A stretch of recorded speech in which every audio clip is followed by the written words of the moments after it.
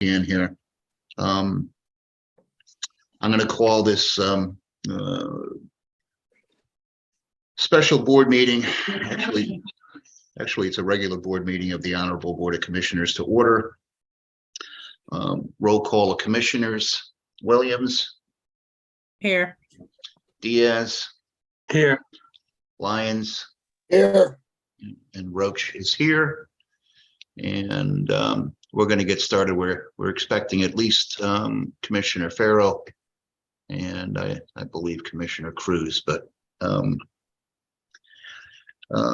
we'll start off at this time to please observe a moment of silence for retired police officer Lennon Baldwin, who passed away on March 28th.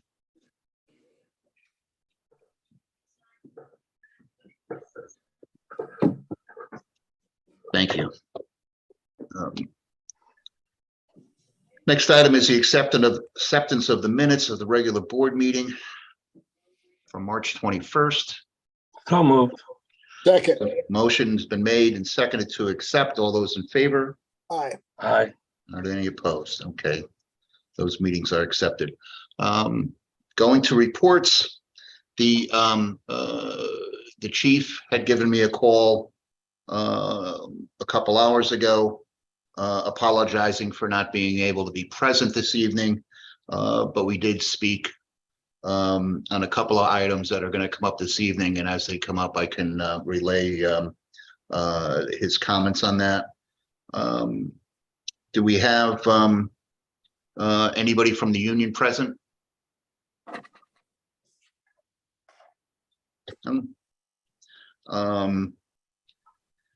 Internal Affairs quarterly report. Lieutenant Rosem is here.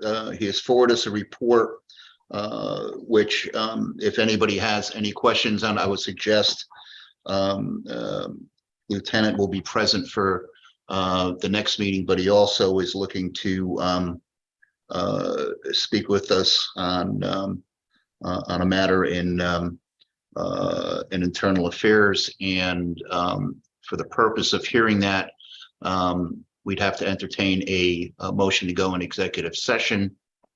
Is there a motion to that effect? So moved. It's moved by Commissioner Diaz. Is there a second? Second. Seconded by Commissioner Williams. All those in favor? Aye. Any opposed? Okay, we'll be going into executive session. Joel will need you to transfer us the four commissioners as well as Lieutenant Rosem. Is that something we can do? Yes, sir. Just waiting for you to tell me who. You answered that. I'll do it right now. Beautiful.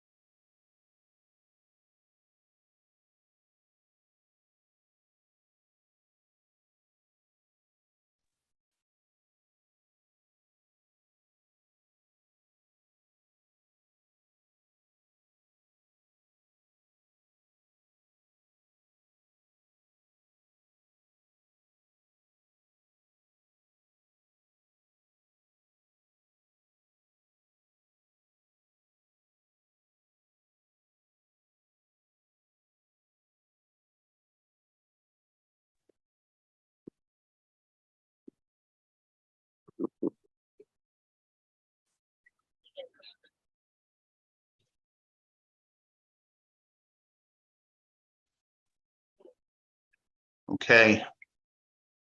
I think we're all back. Just waiting on Tom. There he is. Commissioner Lyons is here. Folks, thank you very much for your patience. For the record, I see that Commissioner Farrow has joined us, and I am going to ask if we go out of order a little bit. We have a couple of folks that wanted to address the board this evening. You heard Wanda Jeter Pataky, I believe, is still with us. Is that correct, Wanda? No? Did we lose? Pastor Johnson, you were here, though, correct? Yes, sir, I'm here. Okay. Sorry, I'm here also. Oh, there we go. Okay. Commissioners, I'm gonna request that we move to suspend the rules and place Pastor Johnson and Miss Jeter on the agenda to speak about a speed hump request on Wilmot. I hope that's correct. Entertain a motion to suspend the rules to add them to the agenda. So moved. It's been moved. Is Second. there a second? Moved and seconded. All those in favor? Aye. Are there any Aye. opposed? Okay. All right, folks, you're on Wanda or Pastor, whoever would like to start. The floor is yours.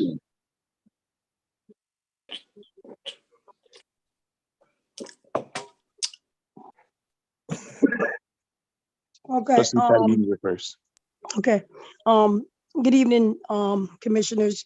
My name is Wanda Jeter Pataky. I attend English Chapel at 285 Wilmot Avenue. And there's a lot of speeding going on down Wilmot Avenue during the time we have church service. So I went to my pastor and I told him that I would go talk to the people that need to be in charge of the speed humps. And I talked to the engineer, John Aguida. He guided me through the process. I went and knocked on all the residents' door on 285 Wilmot Avenue. I got the required signatures and I turned them in. And I'm just asking you all to please to consider us getting speed humps in front of our church because we have a lot of elderly members there. And God forbid if one of them get hit. I'm just trying to take care of the problem before something occur. Thank you. And just to add to that, good evening. Thank you for the space on tonight. Our parking lot is across the street from the church. And we have a good amount of seniors within our church that do cross the street. And the stop signs that are there, they're not being obeyed. And as a matter, it seemed like that they're coming down the street doing more than even 25 miles per hour. Not only do we have a consideration for the seniors, we also have little children that are in school, that's coming from school and also in that neighborhood that cross the street. And I do think that it is very important. I really don't want, anyone, not just the members of my church, but anyone in that area, to succumb to injury or even worse because someone refuses to stop at the stop sign. Your attention to this is greatly appreciated, and we thank you for giving us the space to bring this to your attention. Thank you. Thank you, Pastor, and Ms. Jeter, thank you.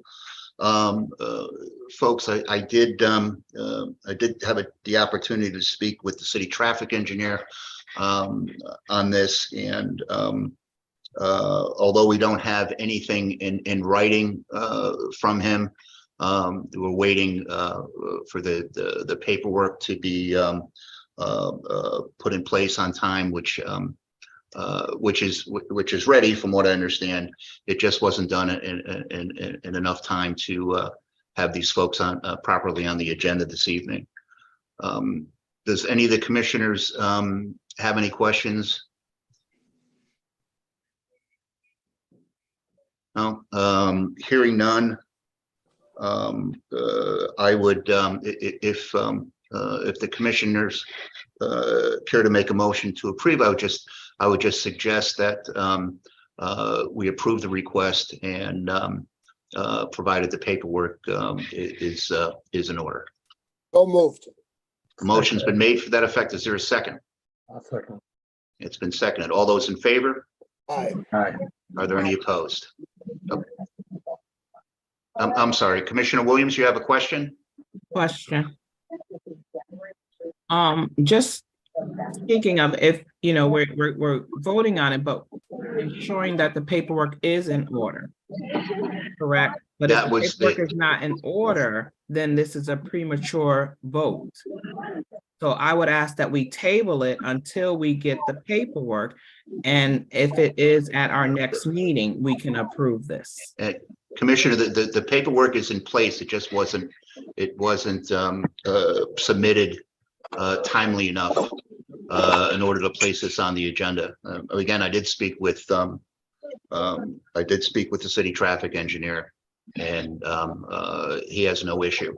Right, but what you're saying, but the way that the motion was asked, if the paperwork is in order, that's why I'm questioning. Right, and I'm going with the assumption that it is, and if not, we need to make sure it is. All I'm doing is asking that the commissioners move on this tonight instead of waiting another month. So there's plenty of time to sort things out, but I think it's it would be a good idea to at least get the ball rolling on this. Commissioner Roach, is the this is Commissioner Farrell, is the caveat the vote presuming that the paperwork? Yes. And it would not move forward unless it is. That's how I understood it. Yeah, me too. Is that sufficient? Yes. Thank you. Okay. There is a motion that's been seconded on the floor. All in favor? Aye. Aye. Are there any opposed? Okay. The motion is passed. Pastor Johnson, thank you for your time this evening. Ms. Jeter, thank you for not only your time, but your efforts in this matter. And thank you very much, Commissioners. Thank you, Commissioner. Thank you for everyone for the space. Thank you. Okay. Good evening, folks. Thank you. Good evening. Okay. Also going out of the agenda, if it's okay with the board, we have Parks Commissioner John Hosier here this evening. He wanted to speak for a few minutes on the issue at Seaside Park. And so entertain a motion to suspend the agenda to put Mr. Hosier on it. So moved. It's been moved. Is there a second? Second. All those in favor? Aye. Any opposed? Okay. The matter is on the agenda, and Mr. Hosier, you have the floor. Thank you, sir. Commissioners, thank you for the opportunity to address you, but I wish I wasn't here. The shedding of blood upon the parklands has brought forth one disturbing question in parents' minds. Can I safely bring my child to the park? The People's Sanctuary has been grossly disturbed. Without doubt, we are the benefactors of some of the most beautiful parks in Connecticut.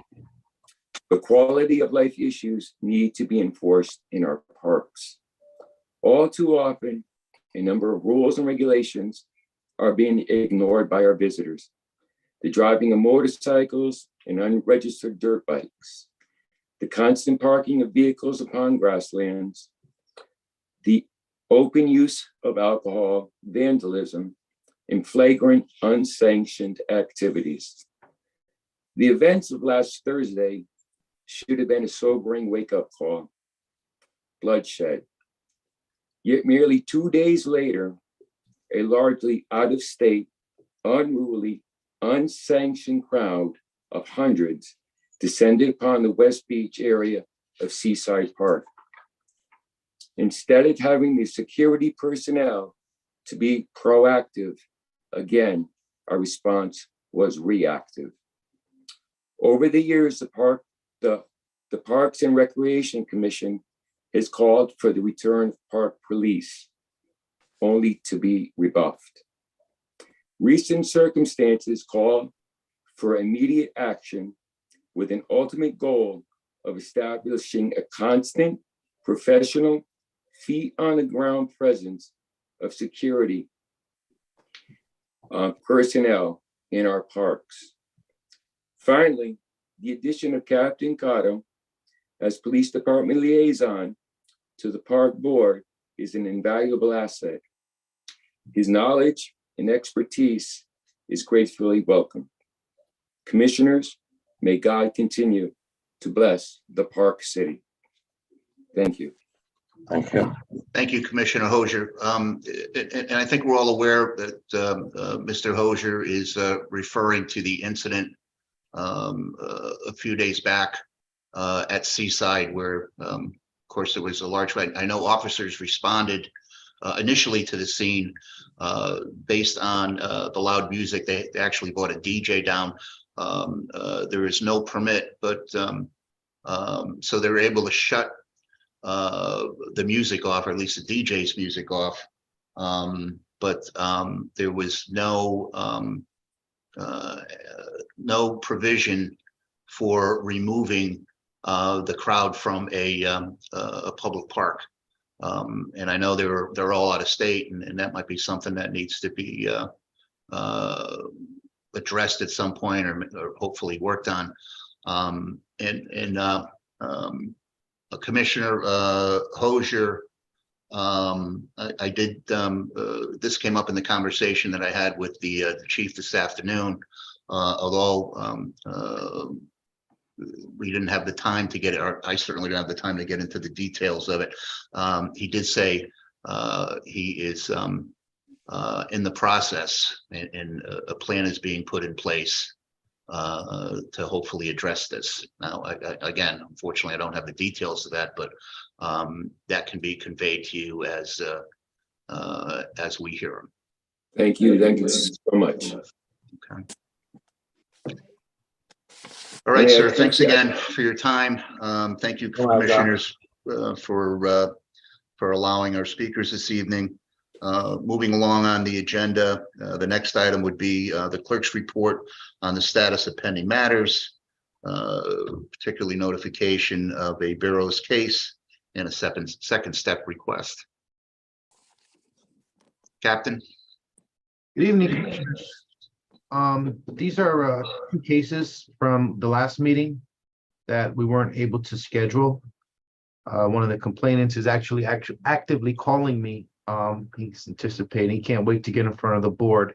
So I don't know if we can get our calendars out and maybe schedule one day should cover the two events. I still have the one that still has been tabled. The guy's in constant contact with me. I guess he's FOI'd some material from the city attorney's office, and he's just waiting for those to come so that he can present to the board.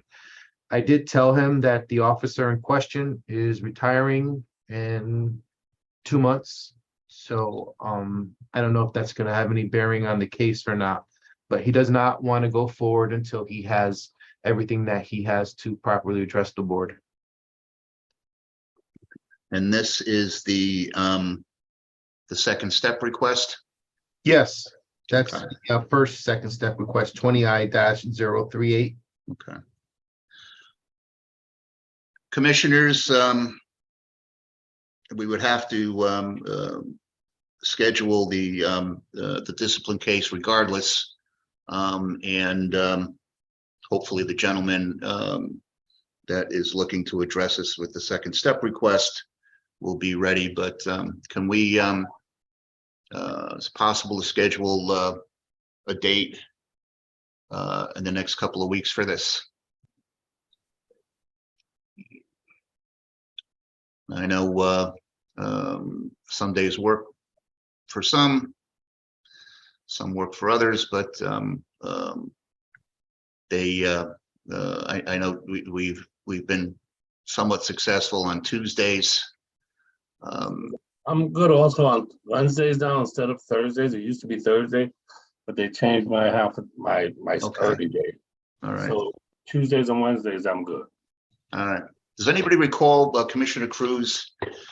She has a problem on one of those 2 days. I remember she had brought up, I don't know if it was a specific date or the actual Wednesday or Thursdays weren't going to work for her, but should we? I'm sorry? I think it was Wednesdays and Thursdays. Wednesdays and Thursdays. Okay. Does 2 weeks from today work for everybody? Not on a Tuesday. It doesn't work for me. I'll be No? away through the 3rd. Okay. Excuse me. We need 4 to proceed. So,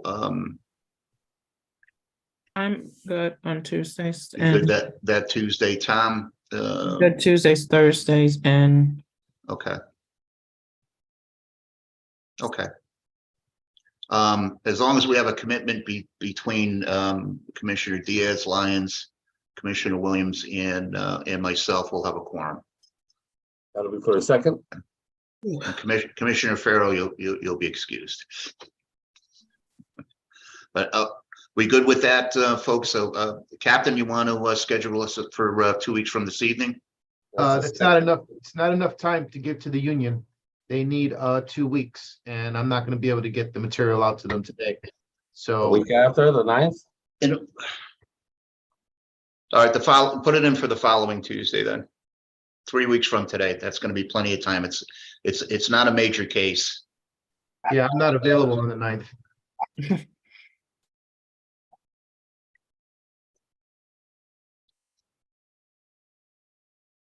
All right. Are you not available that week or just that evening? No, it's a commission meeting. I'm not available that day. Okay, all right. And you're saying, Commissioner Diaz, that Wednesdays work for you? I can get there after 6. I get out at 6, so I'll be there. Like Okay. 6:10, If we 6:15. schedule something for 6:30, then is that all right, Commissioner Williams? I guess we'd be looking at the 10th, Wednesday, the 10th. I may be late, but my session ends at 6:30 as well. Okay. Mhm. What about the 3rd? Oh, we wouldn't be ready for the 3rd. And you sure 2 weeks is not going to be sufficient for these guys, Captain? Well, the contract says we have to give them 2 weeks notice, and I'm not going to be able to make all I this. got you. Get it out to them in 2 Yeah. weeks. We should have gave them notice last month. If we had a date that I would have been. I know, it just wasn't going to work with everybody. I'll make it work on the 10th. Okay, the 10th, let's call it the 10th at 6:30. And Commissioner Williams, you can call me if you're going to be a few minutes late. With any kind of luck, well, actually, Commissioner Farrow, are you available that day or that's? Gotcha. Okay, so we'll be good. All right, let's go for the 10th then. Okay. Unless, assuming that's settled, we'll move to new business. Captain Cotto has a request for review and approval and update department policy with the dress code. Captain, if you want to cruise through the changes, please. Yeah, so all the changes are actually highlighted. So we'll start with page number 3. The chief has actually approved the usage of polo style shirts. These are more for officers that wear their ballistic vest underneath, as opposed to you see those outer vest carriers. So this is actually one of the polo shirts. It's a very professional looking shirt. It actually looks like a uniform shirt, but it's gonna breathe better than the uniforms. Well, with the anticipated hot summer coming and the shortage of our staff, we're going to expect a lot from our guys. So the chief is laxing some of the uniform standards, allowing them to wear polo shirts and hats, baseball style caps.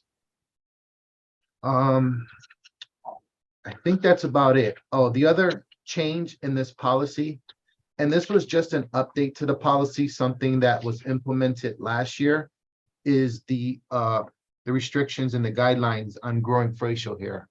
Officers started growing facial hair back in either September or October. And we're just writing the guidelines in the policy regards to grooming, shaping of the beard so that the gas mask can actually fit on the neckline. Other than that, there are no other changes to this policy. If you look on the last couple pages on the policy, I actually get the appendixes. I get into the style number of the uniform shirts that officers will wear. This is important because we don't want officers to go crazy buying things that are not approved in policy. And you know, they go out and spend $80 on a shirt and it fails on them. The model numbers that are listed in here have been personally tested and washed and proven not to fail, fade, rip, pile, so that they'll last a lot longer. These are only changes if anyone has any questions. You're gonna teach them how to wash it? It's You really said they simple, won't right? wash and fail. I mean, how, if I wash mine in warm, you wash yours in cold. Well, that's Like, it's the good thing about these uniforms that, you know, I actually, you know, when they were samples, I washed them cold, I washed them in warm. You know, obviously washing them in cold, right, Terry? They hold up a lot longer and they go right on the hanger. But you got to remember, some of these new officers coming in here, this is their first job, you know, and some of them still live at home. So mom's probably still washing their uniforms the same way mom was washing my uniforms when I was working in the jail. So, yeah, I mean, we have to tell them. I noticed something on page 4, the word may was added to at B, the word police may appear. Does that mean that it can or it could or not? So it's optional. Because So- normally it would say shall, right? Shall appear, meaning it has to. So it's optional. I'm not a fan of it. So some people like it, where they put the police in the back of like the vest carriers or whatever. I personally don't like it, but I understand the need for it. You know, as you see, a lot of people in uniforms are starting to cross between looking like security guards and looking like police officers. So I do understand that need for you know, police on the back. And I can tell you on Thursday in the park, when there was a couple thousand people on there, the officers that had the police reflective on the back, you were able to see them from far away because it is reflective, so that when the lights are flashing, it bounces off their uniforms and it's highly visible. So it does work. So wouldn't it be better to have the word shall there instead of may? Well, it's So that optional. they would have to do it then? It's Not optional. make it an option, take out the option? Well, the chief made it optional. Oh, all right, that's one of the changes. All right. Yeah. It was never, we never had this on our uniform, so now we're making it optional. Okay. and this is the part of the uniform they paid for? Yes. Okay. Any other questions? No, Okay. thank you. Entertain a motion to approve the request. So moved. Is there a second? All those in favor? Uh, Are there any opposed? Okay. The request has been granted. Moving on, we have nothing under old business, correspondence, or letters of appreciation. And we're not taking up any widows' pensions this evening. Going to the report from the city traffic engineer. The items under 9A is the installation of a stop signs or stop ahead signs, excuse me, Lakeside Drive. That's near the entrance to the beach at Lake Forest. The original request was for illuminating the existing stop signs. Those they're I know for a fact they're quite expensive, and the time involved in having those installed is quite a bit. But the city traffic engineer has recommended stop signs or stop ahead signs at that location. The next item was a removal of a handicap sign on 555 Clark Street. That property has a new owner. The previous owner had been granted the handicap sign, and the new owner is just informing the department that is no longer needed. And according to the city traffic engineer, was investigated, and that in fact is the case. The last is the installation of school zone and pavement markings on 205 Broad Street. That's the new BASIC. Those are standard work that needs to be done.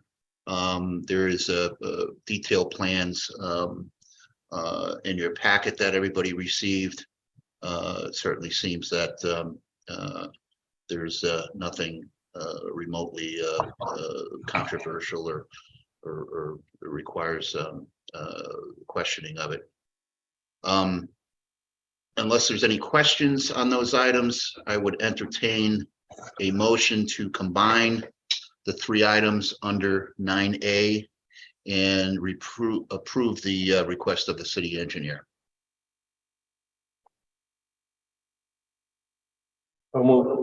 It's been moved. Is there a second? Second. It's been moved and seconded. All those in favor? Aye. Are there any opposed? Okay. Those items are approved.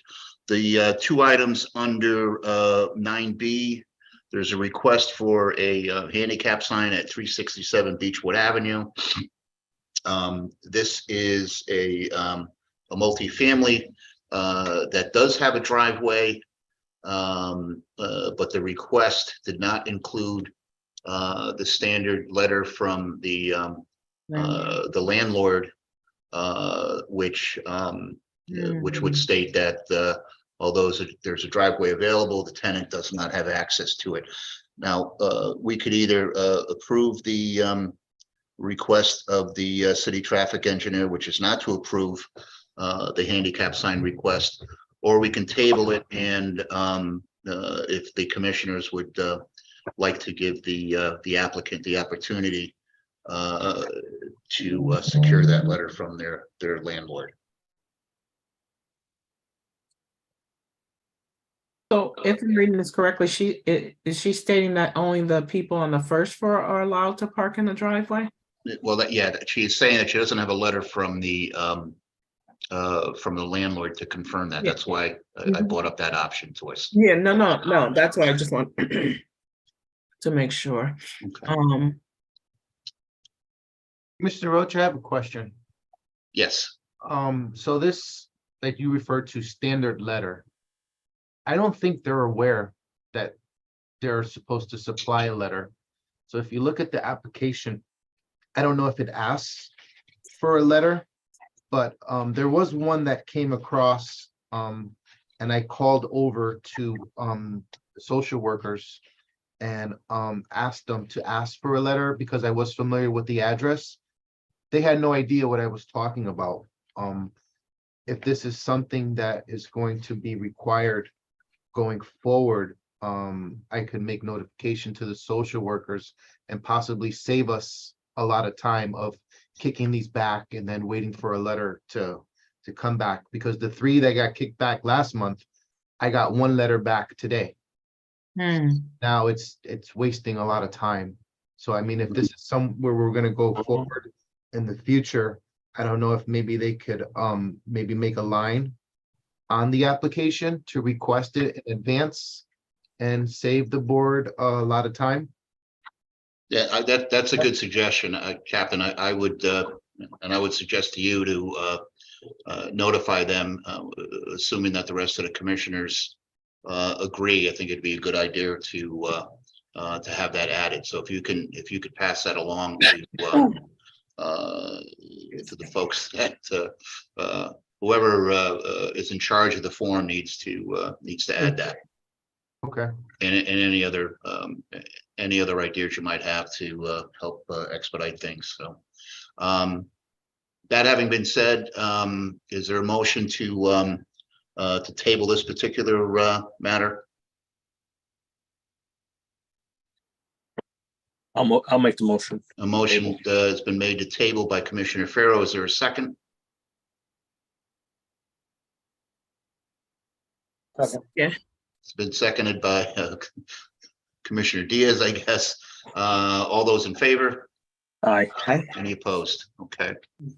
That item is tabled. The other item is a request to remove a no parking zone on 2068 Main Street.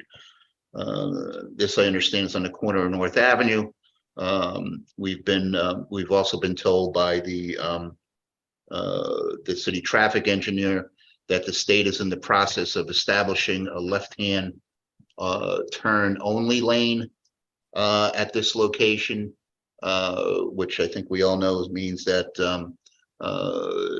they need a little wider space. So he is requesting us not to approve the removal of those no parking signs. Any questions on this matter? Okay, I'll entertain a motion to approve the request of the city traffic. Could I speak on that really quick? I Right think ahead. there seems to be a letter from the owner of a business there that seems to be getting like a lot of tickets behind the no parking, and she owns the business in front of it. I don't know anything about it or anything about her or what type of business it is.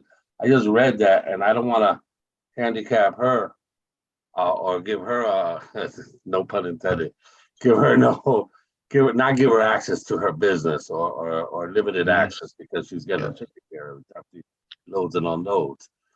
Maybe we could change it to a load unload. From what I'm understanding, that section where folks are parking now, where the no parking sign doesn't obstruct traffic so much, but the road is going to be effectively, or at least the traffic area of the road is going to be effectively widened to the point where you're not going to be able to park there anyway. We're parking there anyways. Okay.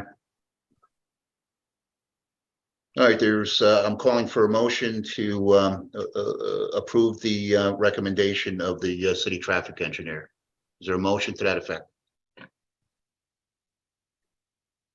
Not all at once. So moved. It's been moved. Is there a second?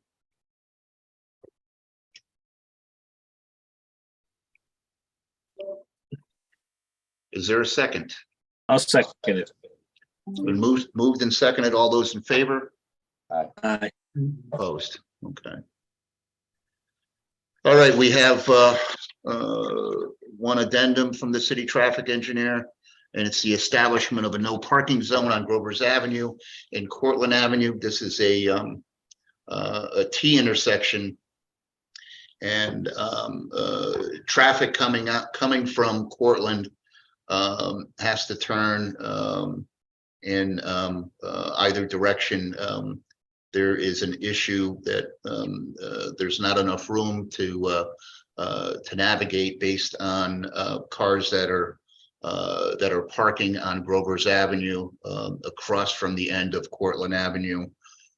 There is a condominium complex there, and I think the main building for that is very close to the street, and although parking is provided for the residents of that condominium, those spots get